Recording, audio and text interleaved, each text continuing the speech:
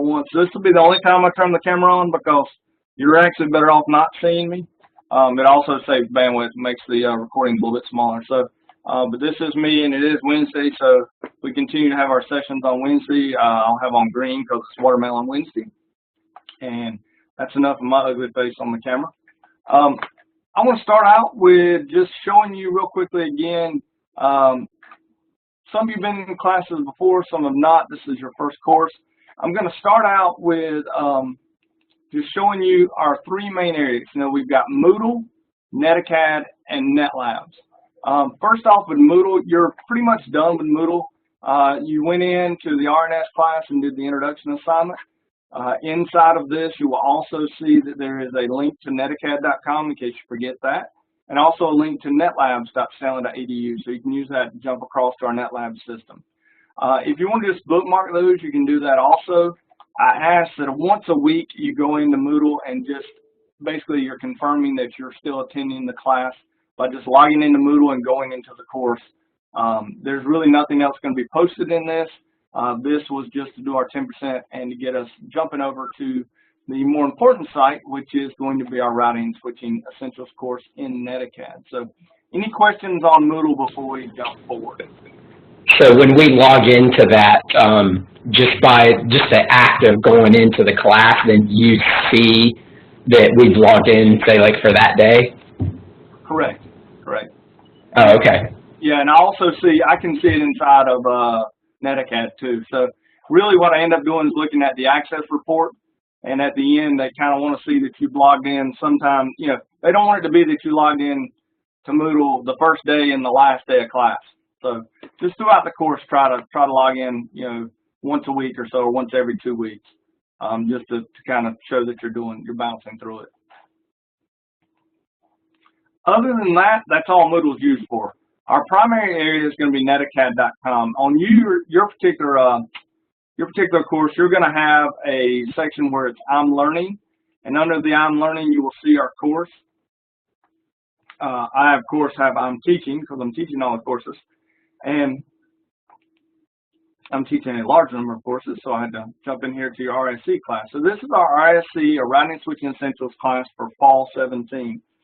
This course, for us, and the way that I teach my courses, the primary area that you need to worry about inside of here is going to be the modules area. So under modules, I think somebody just dropped in. Let me see what we got. Participants.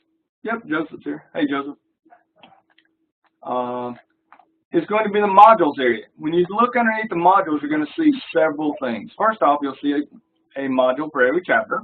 Okay, the 10 chapters we have in this class. We do have a pre-test I would like for you to do. It doesn't matter what your score on it. I would just like for you to do it so that you get an idea of how the testing system works and kind of where you're at. But then under each one of the chapters, you're going to see that there's an item for launching the chapter, and this is where you'll go to read the chapter materials. So when I click here, obviously it'll go over and take me to chapter 1. You can launch that chapter. And then begin reading the materials for chapter 1, and we'll actually be going through part of chapter 1 today as we go through the course. You will also see under the modules an item where you can see the packet tracers. Now, there are multiple packet tracers in this particular instance. There are multiple packet tracers available, and if you click on the link, it will actually take you to where that packet tracer is in the curriculum, and then you can click and open the packet tracer. If you have packet tracer installed, when you download it and click it, it will automatically open packet tracer. You can't see it right now, but packet tracer is opening on my other screen. And it will open the packet tracer for you, and you will be able to then do the packet tracer lab. One thing to be aware of, those who've not been in class before, I do ask that when you do a packet tracer, there's an upload link for it, and I want you to upload it when you're completed with it, file, do a save as, save it with your name, and then just leave the packet tracer information. So for me, I'm just going to put my initials, and I would save it, and then I would upload it. Now be aware, this one doesn't have an assessment items. It just says, congratulations, you've completed it, because this is what I call a look and see packet tracer. It's just a little packet tracer that has you go through and run a trace route command or trace command to be able to see how trace route or trace works as you're going through, trace RT. For the ones that do have it, I would like for you to click on check results and click on the assessment items, and we'll show you a score. So let me pull up one that's got that so I can show it to you. And then take a picture of that with the snipping tool and upload it. Sorry, I clicked the wrong thing. So let's look at this one. And okay. And actually, this probably is going to be the same way because I think all the ones in the first chapter are. Let me try to pull one off chapter 2 so we'll have a better example. Static routing. Oops, clicked the wrong thing. So I'm expanding these. They should probably be expanded already on yours. Just notice you've got a PT and then you've got the upload. So I'm going to click here. Yep, this is configuring routes. So when I go in here and open this one, you're going to see that the check results will be different. You're going to see there's a score, and there's going to be a series of items that it's asking you to have completed. So I'm going to pull this over here. All right. So you see this lab is all about configuring static IPv6 routes and default routes. But when I click check results, you'll see there are assessment items now, and you see there's a score. So you've got a 0 out of 60 points. As you put in the routes, it will give you points. So when you're done with this packet tracer, I want you to not only save it and upload the PKA file, but I want you to open the snipping tool, and I want you to snip a picture of your score and upload that also. You can upload both the PKA and this picture. That saves me from having to open every single packet tracer and look at the score. It also allows me to see, let's say that for whatever reason, let's say you scored only 40 points or 20 points. I then know to go and look and see, hey, what's going on here? What did they miss? Be aware that in Packet Tracer, it is very specific. So if you don't do things exactly the way it asks, it normally doesn't give you points. So be aware of that. Hold on one second.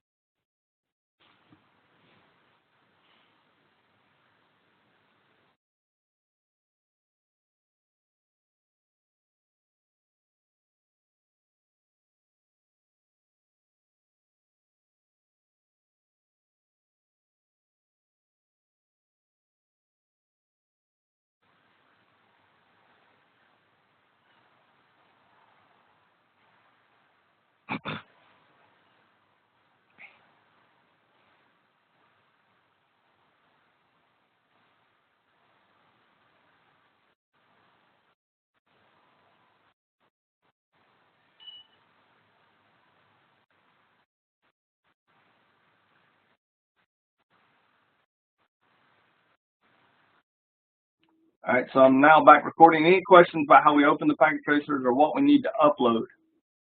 So again, you can click on any of the packet tracers to open them. Now, I know there's a ton of packet tracers here, and you're all freaking out and going, oh God, I'll never get all this done.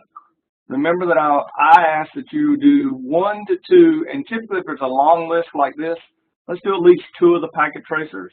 And each one of these, now obviously if you have time, do all of them. Your students are going to be asked to do them all. Hey, Patty. But if you don't have time to do them all, try to look over the ones that you feel least comfortable with in terms of concepts. Do those 2 for each chapter, and then that way you won't have to freak out and have a heart attack. Now, it is absolutely required, though, that you do the labs. The labs are a little different because the labs are to be completed with our NetLab system. Now, I'm going to log into NetLabs. I'm going to log in with my student account. And I'm going to log in here. And you're going to see what it should look like for you when you log into NetLabs.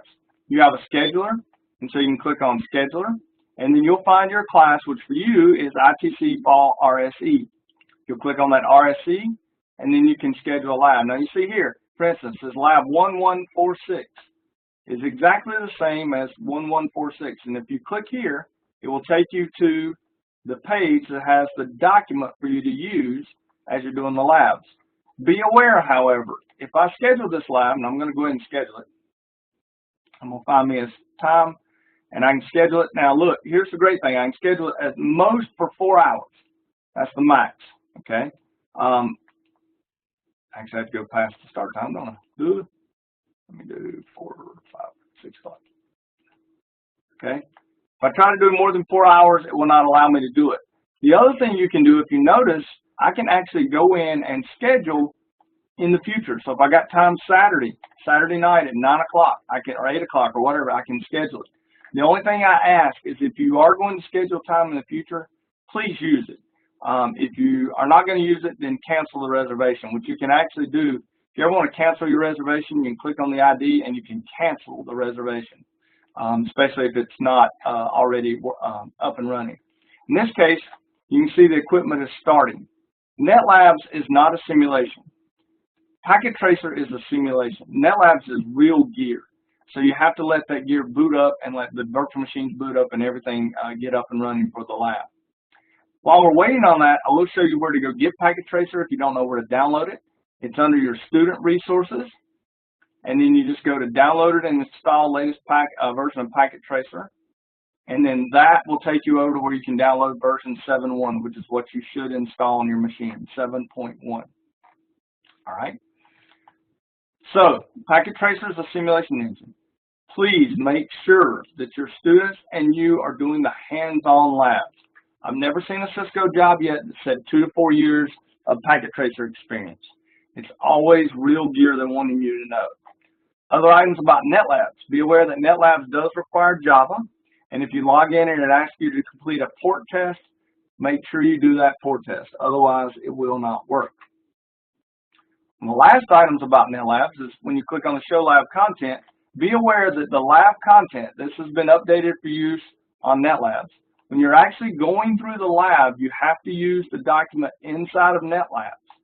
If you try to use the document that is linked here, okay, if you try to use this document, it may or may not work correctly because it has not been designed for NetLabs exactly. For instance, you see here, this is 05 and 06. If you go to our example here, the content, it's 06, 05 still working the same. Sometimes it ends up being like 018 and 05. So be aware that that's something that could change. And so you want to always use the documentation from inside of NetLabs. If you want to open a device in NetLabs, all you have to do is click on that device and keep the JNLP file, which, by the way, Java is of the devil. You have to click continue, and then you have to, even if I say don't ask me again, it still asks me. So I click it run, and then suddenly you have a PC that's up and running. Okay, so here's a virtualized PC. If I click on the switch, now it's still initializing, so I'm not going to be able to do anything on the switch. I have to go through the same process, click all the stuff again, unfortunately. And now you can see the switch. Now I can't do anything because NetLabs has control of it. Right now, NetLabs is scrubbing the system, making sure the lab is ready for you to complete using the setup that's found in the lab itself. So, back to our modules. You're going to read the chapter. You're going to complete 1 to 2 packet tracers. When there's this many, do 2. And then you're going to do all the hands-on labs. Final item you're going to do is the chapter exam. So you'll take the chapter exam. The chapter quiz is optional. It doesn't count as part of your grade. It is nice to help you get ready to take the chapter exam, but it is not a required item. Those of you who have not been in class before, that's the general flow of the class itself and the way that we go through each individual class. Now, each week we'll be going through the chapters. Again, I'll have all the due dates for assignments up for you tomorrow or Friday, probably tomorrow, and we'll go from there in terms of where we're going to be and where we're going to go. We've got till December, I think it's 11th, 13th, so we've got a little ways to get through here, but there is a huge amount of content, as you'll see, just as we start to talk about Chapter 1 here in just a minute. Are there any questions before we move on to actually talk about Chapter 1?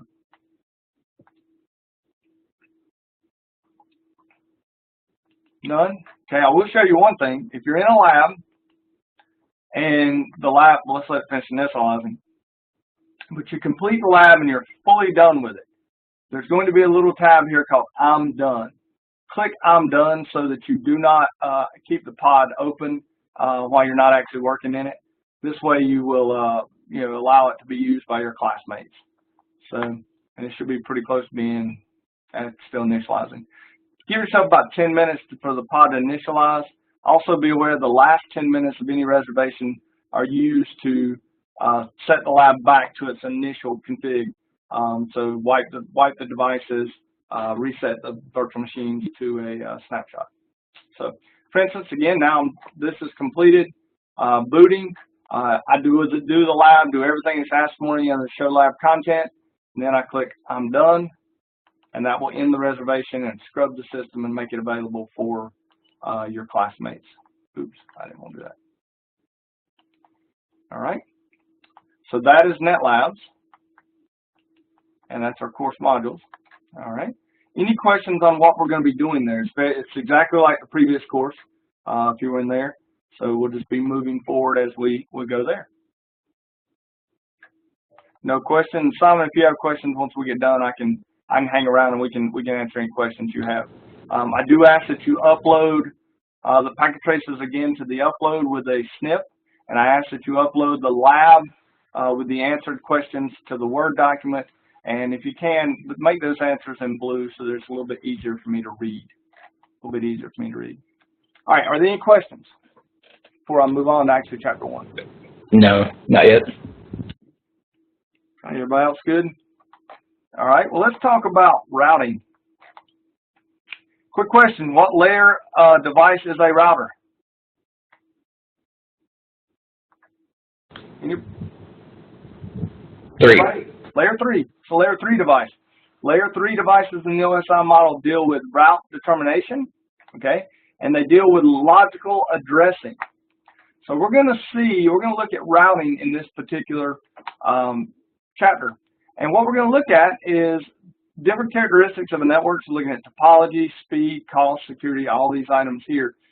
But with a network, we've got to be able to route between our different IP networks or our different portions. In this case, we've got a home office, a central office, and a branch. And the router is going to be responsible for knowing the correct paths to all of the different IP subnets or IP networks. Now, I'm saying IP because 99.999% of all our networks today are IPv4 and IPv6. So the router will be holding a route table of those particular networks. A couple ways we can learn about routers. First, a couple things we can learn about routers. First, they're just a computer. In fact, you can take a Linux box, you can throw 2 NICs in it, and you can turn it into a router. You can do the same thing with a Windows box.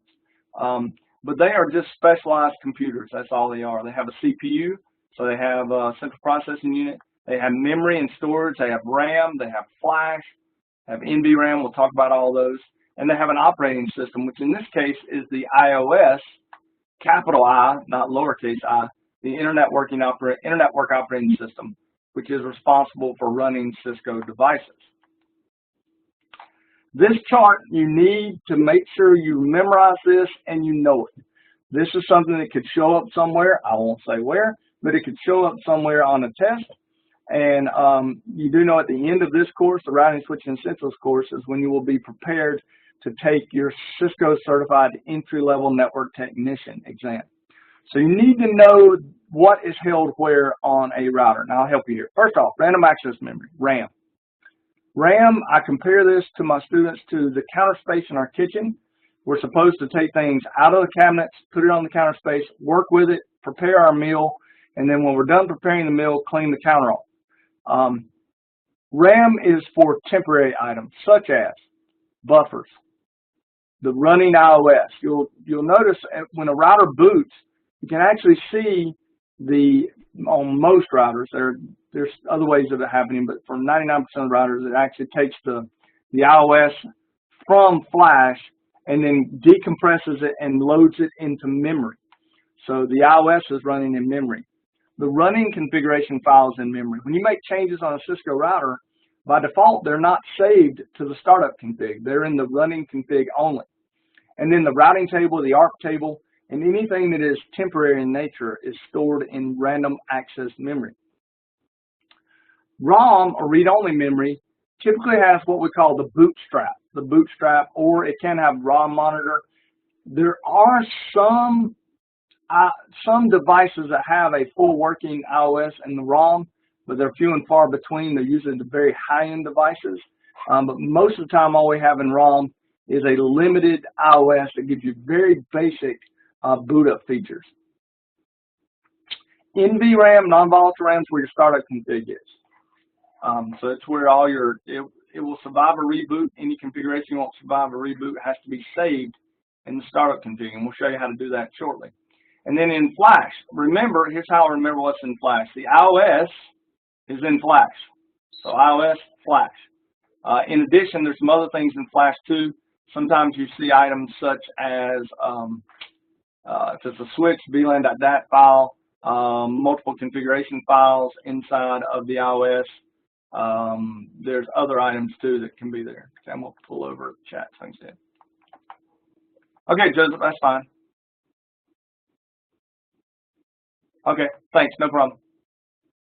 All right, so other parts of a router, here we see we've got our USB port, we've got our LAN interfaces, we've got the console. Now on the newest routers, they've all pretty much got an RJ45 and a mini USB.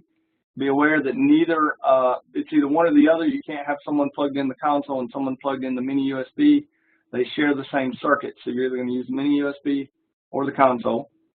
There's an aux port, which has traditionally been used to connect to a dial-up modem to do a reverse telnet. Also a very easy way to break in routers if people don't secure them. WIC slots, which is where we slot in our slots for serial interfaces and for other items like additional Ethernet interfaces. This is a double-wide eWIC slot, and then these are where the flash cards are. So you can actually put 4 gig or depending on the model, bigger flash cards in the device to hold the iOS. So routers interconnect networks. So they are responsible for figuring out the correct path. So this PC has a default gateway, sends it over to the default gateway, which is the router.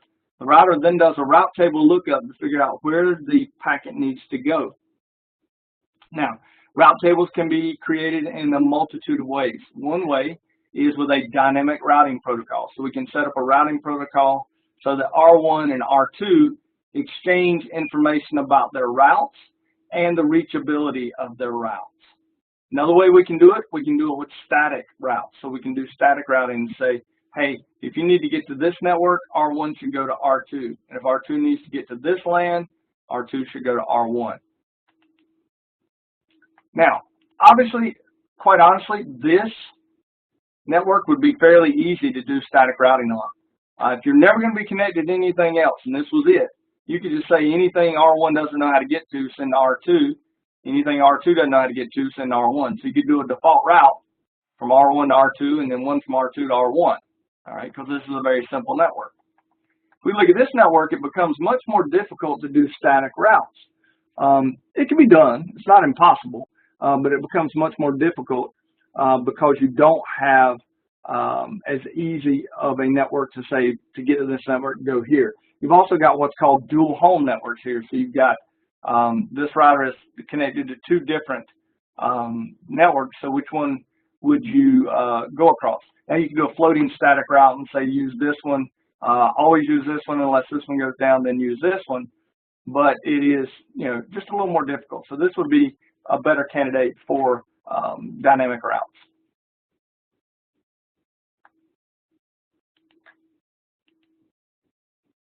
So we choose the best path. Now, what is that path based upon? Well, it really depends.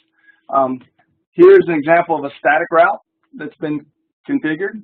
So it looks at its connected routes and says I'm connected to 1, I'm connected to 2, but to get to 192.168.3.0, I need to go over to 2.2. Now this is traditionally we would say this would cause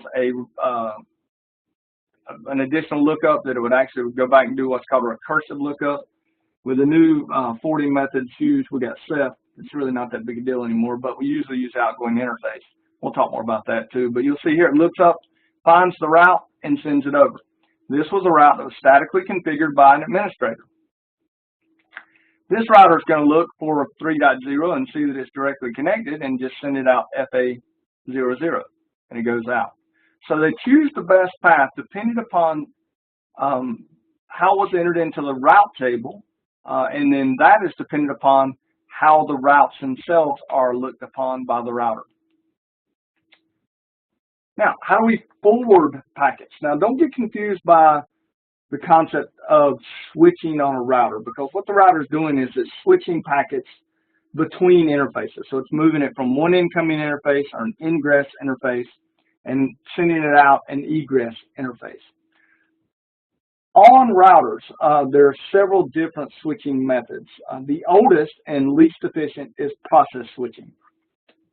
Process switching is very bad because every packet that comes in an ingress interface has to go up to the control plane, have a lookup in the routing table, and then be sent to an egress interface. So it's very inefficient. Every single packet, even if all these packets are going to the same place, they have to go to the control plane. There has to be a lookup. So Cisco said, well, let's change that. Let's do a process called fast switching. So what we're going to do is the first packet will go in and do a lookup, and then we'll store that information in a fast forward cache. Then anything after that that goes to the same destination doesn't have to go and be process switched. It can just go to the fast forward cache, and it will be able to know what egress interface to go out. So better, okay, but not as efficient as the final method they came up with. The final method, which is the one used on almost all Cisco devices right now, is CEF, Cisco Express Forwarding. For this, the router looks at the routing table, it looks at the topology table, looks at everything dealing with routing, and builds a FIB, or forwarding information base, an adjacency table. And then what it basically has done is it's already done all the route lookups for all the networks that it knows about and build a table so that when a packet comes in, it doesn't even have to be process switched. It just immediately goes to the FIB table, finds where the egress interface is, and sends it out. Now here's a really good analogy. Process switching, the most inefficient method, is solving a math problem by doing math longhand, even if it is the identical problem. So you keep doing the same problem over and over, even if it's identical. Fast switching does math longhand once, stores the answer, okay, and then uses that answer for any identical problems that come up later. CEF takes and says, any of these problems that I need to solve, I'm going to pre-solve them, put them in the forwarding information base, and have it waiting there for anytime anybody asks. And then I can just look in the FIB and then send it out the egress interface. So it does basically solves the problems beforehand. Do these three methods make sense? And do you understand why they're faster? Why CEF is faster than the others? Okay. CEF can also cause some interesting issues because those lookups are already taking place. Sometimes packets will, even when you've got multipath going on and you've changed something, because the FIB hasn't changed yet, they'll continue to go one path even though that path may be down or that path has been changed. And that is because the forwarding information base has not been changed yet. So if they ever have you turn CEF off, no IP CEF, it's because they want you to see a packet get moved across the control plane. For the most part, though, we never do that in the real world because CEF is more efficient than anything else. Now, I always teach my students, if you see something once in the curriculum, it's important. If you see it twice in the curriculum, it's very important. And then if you see it as part of an activity, it's really, really, really important. So let's look at this. What's stored in NVRAM? Non-volatile RAM. Out of these four items, what's stored there?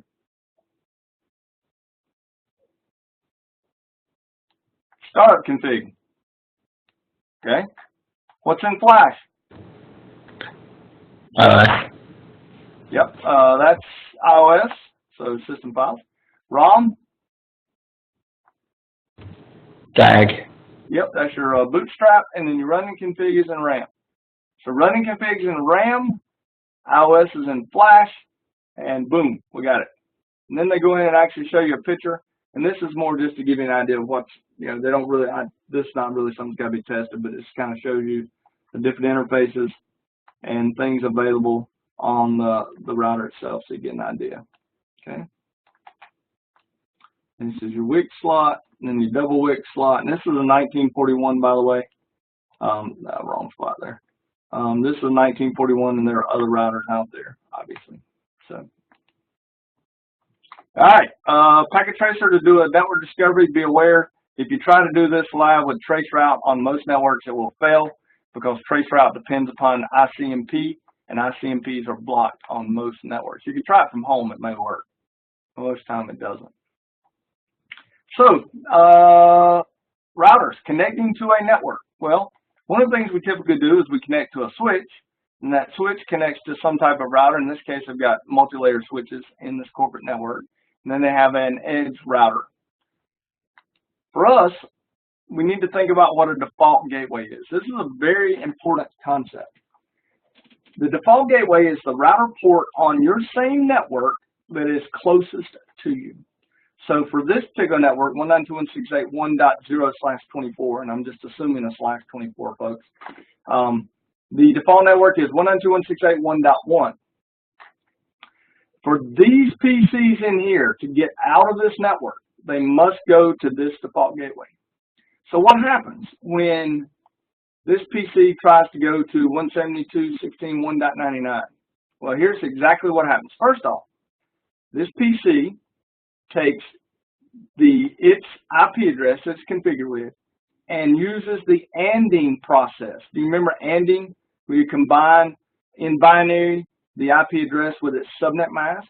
So it ANDs its IP address with its subnet mask to determine what network it's on. I will go ahead and tell you it will determine that it's on the 192.168.1.0 network.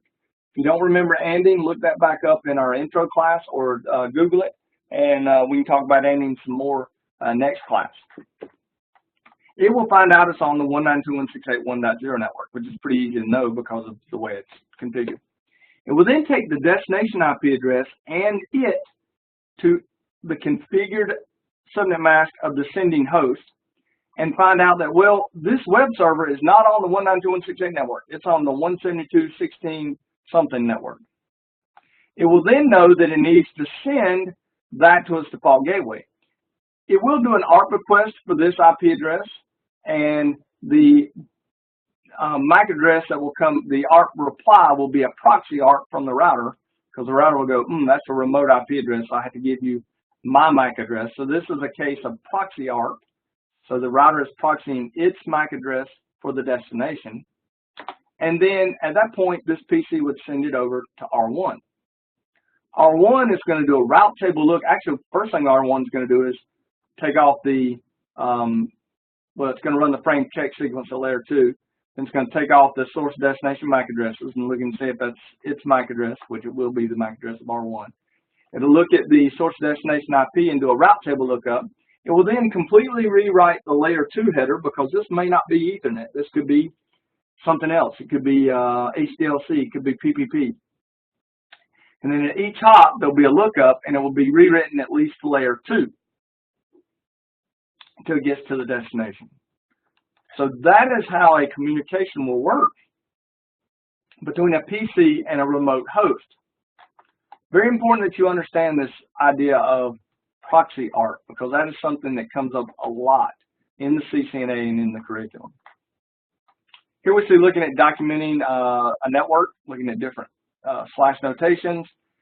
They have a packet tracer we have to actually go through and find by trace routing and doing other things what the IP addresses are along the path, which is a good skill to have, especially if you don't have access to a remote network.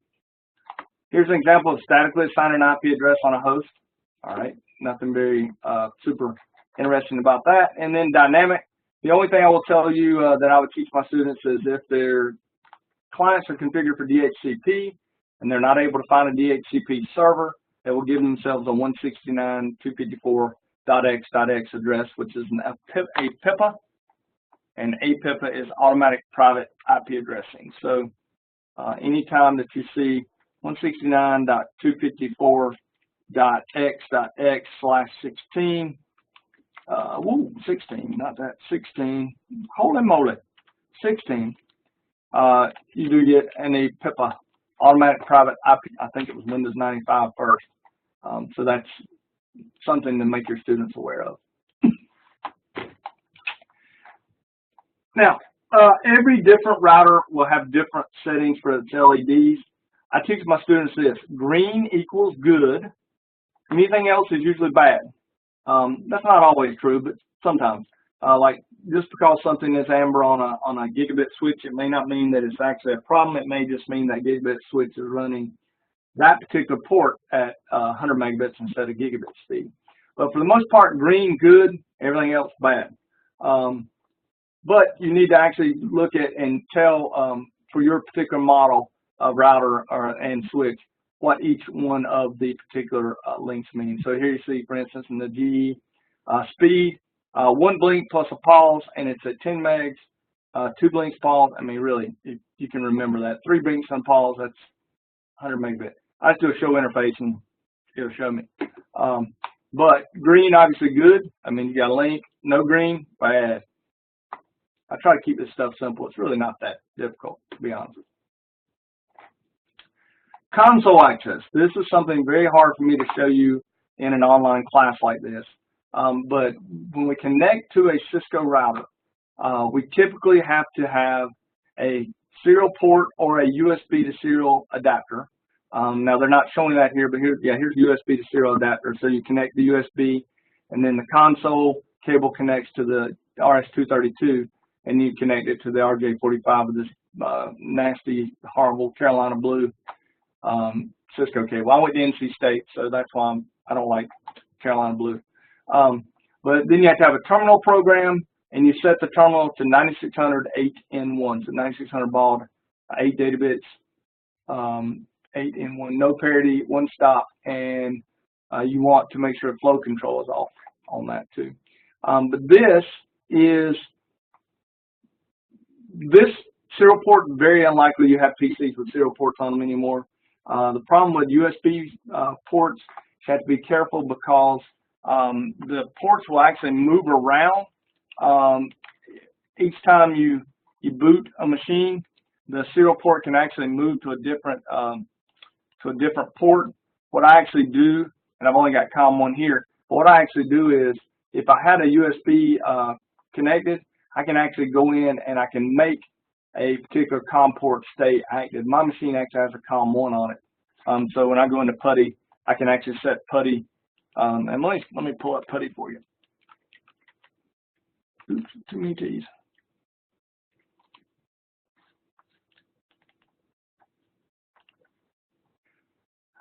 So here's PuTTY, and so here's PuTTY. If I was connecting to a serial port, by default it's set to SSH, but you go to serial. You can go to your serial connection down here, and you can tell it what COM port it needs to be. So if you're, for whatever reason, let's say it had moved to COM3 because I'm using a USB to serial, I can change that. Here's our 9600 8N1. Most of the time you can leave flow control at X on, X off, but I've found when you're using a USB to serial, you really need to put it on none. If you don't, you sometimes get errors, you get disconnected, or you just have problems with it. So if I had a connection, I could actually do this right now, click open, and it would open up PuTTY, and I would be able to connect to a PC. Right now, obviously, I don't have anything, or not a PC, but a router. I don't have anything connected, so PuTTY is going to time out on me.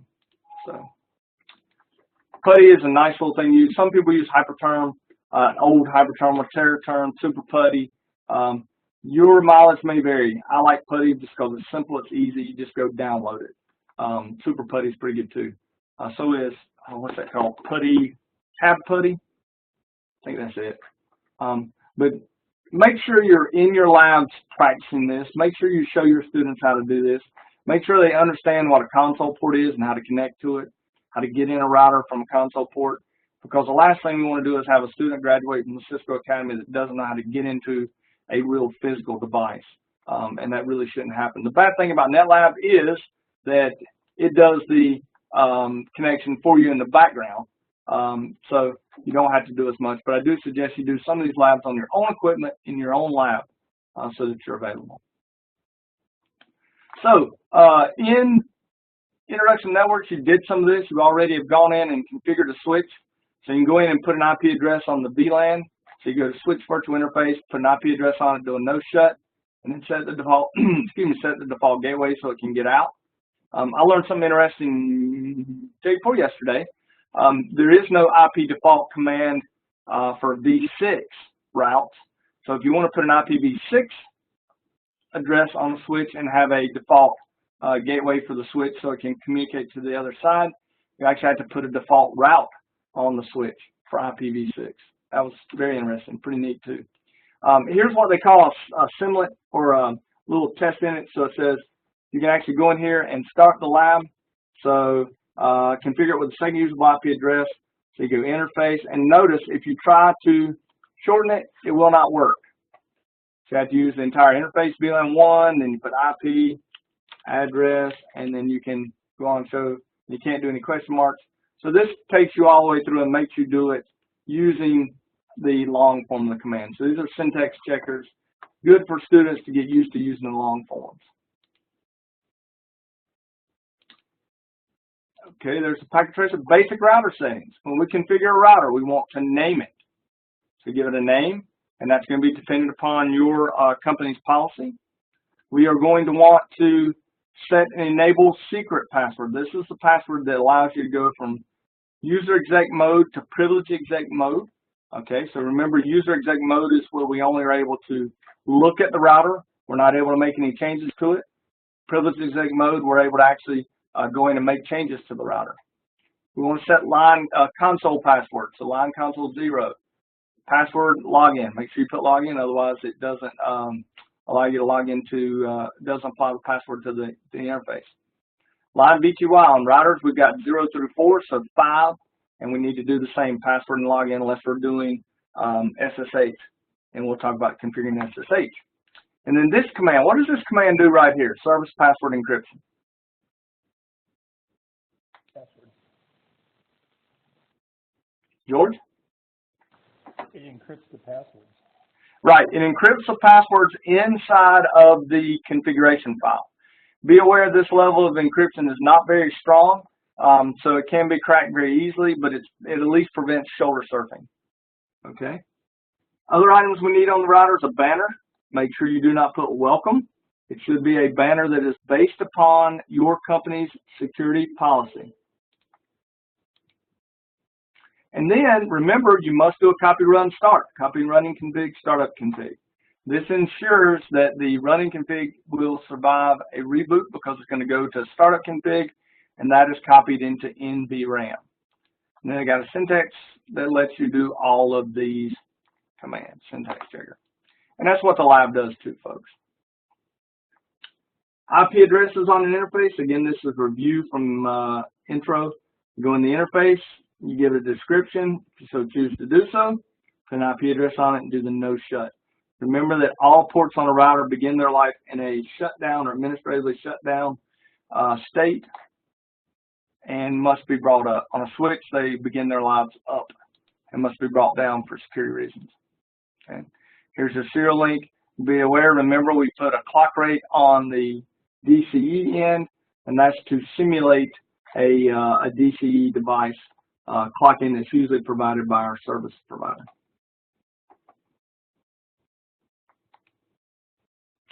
Now, this is a little bit different than what we've done. This is IPv6 on the interface.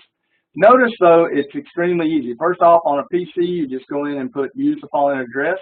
And the default gateway can be the link local address, or it can be the actual fully routable IPv6 address. Either one of those should work. In the router, you've got to go in and put in IPv6 address, and then put in the address with the prefix. You also have to do no shutdown if it's not already shut down.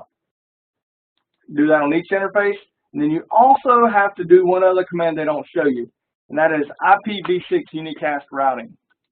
You must turn on IPv6, so it's IPv6 unicast routing.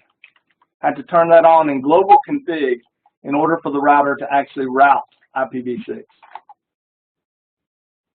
And then make sure you, they show it to you down here, but they don't show it to you on the configuration here.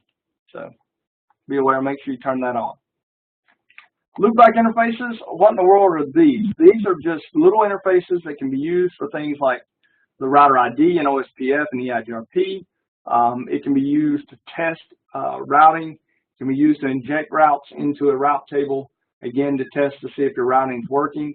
Good thing about loopback addresses is when you create them and put an IP address on them, they never go down. So the interface cannot go down. And it's most of the time we use it for testing more than anything else. Folks, I am going to, after this, stop because we're at about 45 minutes, which usually we're also about at 5:30. But if you'll notice here, some of the commands, this is my favorite, show IP at brief. It will show you if the interface has an IP address on it. I wish it showed you the subnet mask. Unfortunately, it doesn't. MT putty. Okay, that's another good one. I haven't seen that one. I'll take a peek at that one. MT putty, something that Simon mentioned. But I wish I had the subnet mask on it. It doesn't. This is layer 1 status. So this doesn't have a carrier sense. This is layer 2. So it is possible to have up, down. It's never going to be possible to have down, up. Okay? Because if you don't have layer 1 connectivity, you can't have layer 2 connectivity. You could have the layer 1 connectivity and one side be running PPP and the other side be running HDLC or something to that effect. Very good command. Show IP route will show you a route table. Be aware this only shows IPv4 routes. If you want to see the IPv6 routes, you have to put in show IPv6 route. This also, show IP at brief, only shows IPv4. If you want IPv6, it's just show IPv6 interface brief. You can also do show running config interface gig 00, and it will show you just that portion of the configuration. There's all types of pipes and different things you can do when you do look in the running config to show portions of it. And that's it on that. And then here, show IPv6 and brief, show IPv6 interface gig 00, show IPv6 route, all the same commands, and even ping will do the same. You just have to remember to do IPv6 addresses if you want to ping them. So, any questions? Okay, and here we show, this is filtering. We'll talk about that when we come back doing show running config. Pipe section line V2Y will only show that section of the particular course or particular running config. No questions. Okay, let me do this. I'm going to stop sharing. I am going to stop the recording.